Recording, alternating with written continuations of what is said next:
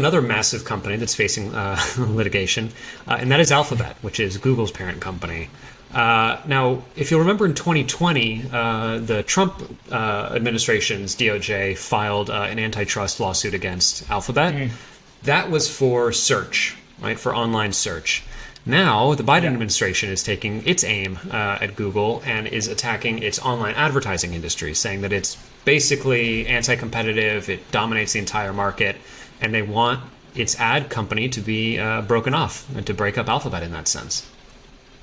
It's interesting. I mean, it makes sense because like Google owns like also. I mean, at least allegedly owns like all sides of the coin, right? They own the brokers, they are the advertiser, they facilitate the advertisements, they own the tools. Like they are in that space, and not only are they in that space, they own that space. Now there are other players. Don't get me wrong in that market, but Google definitely has a significant market share.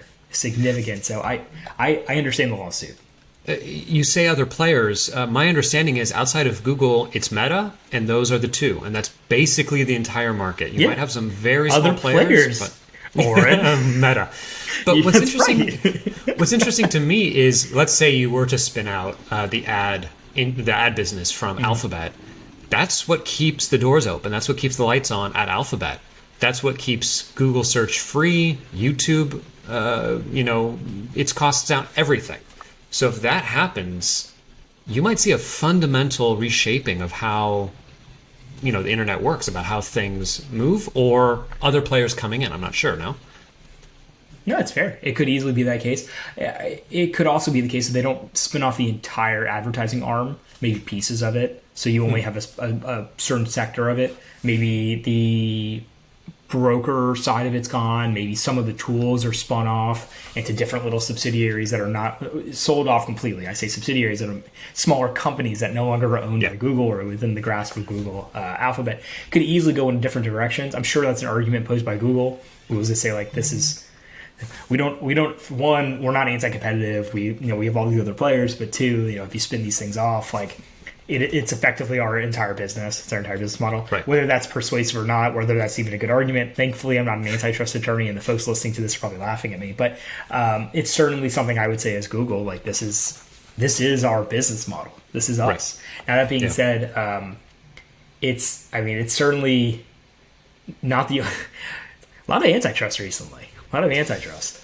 So look, I mean, and we've talked about this before. Silicon Valley ballooned and became just a handful of companies that run so much of our lives. And I mean, it was a long time coming, right? It's not a surprise to anyone.